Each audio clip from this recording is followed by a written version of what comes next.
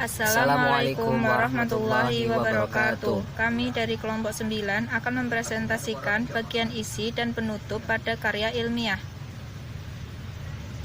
Astri Sri Astuti 2131210059. Andi Afrianto 2131210063. Isi merupakan bagian paling penting dari sebuah makalah. Bagian ini berisi uraian pokok dari permasalahan yang kamu bahas. Tentu saja pembahasan di bagian isi ini harus sesuai dengan latar belakang, rumusan masalah, dan tujuan yang telah kamu buat sebelumnya. Isi biasanya mencakup tentang landasan teori, uraian materi, serta solusi atau penyelesaian dari sebuah permasalahan. Bagian isi 1. Landasan teori, suatu gambaran atau konsep yang digunakan sebagai pondasi atau akar dalam sebuah penelitian.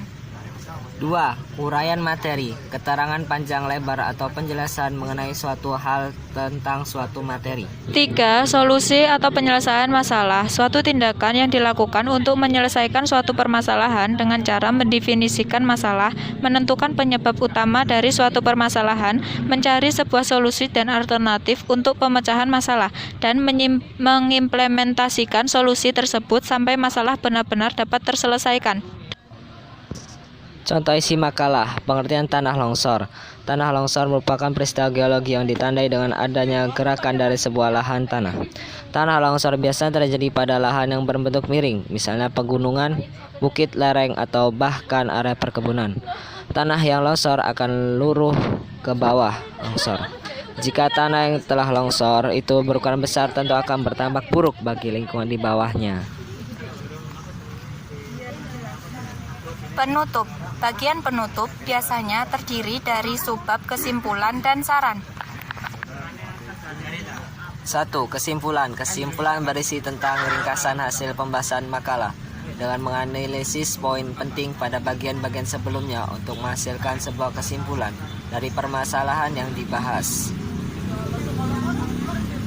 Saran merupakan bagian yang ditujukan kepada pembaca. Saran dapat berisi harapan penulis agar makalah yang dibuat dapat bermanfaat dan diterapkan oleh pembaca.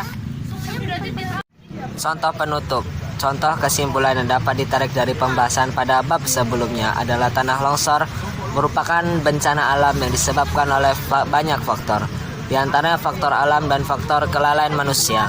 Bencana tanah longsor mengakibatkan dampak buruk bagi masyarakat, yaitu kerugian materi dan timbulnya korban jiwa. Banyak upaya yang bisa dilakukan, namun upaya ini harus dilakukan secara kompak antara masyarakat dan pemerintah.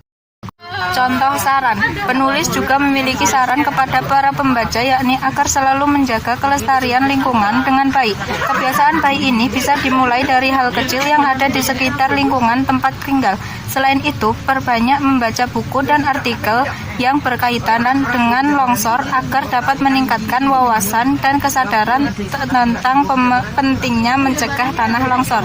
Sekian presentasi dari kami. Wassalamualaikum warahmatullahi wabarakatuh.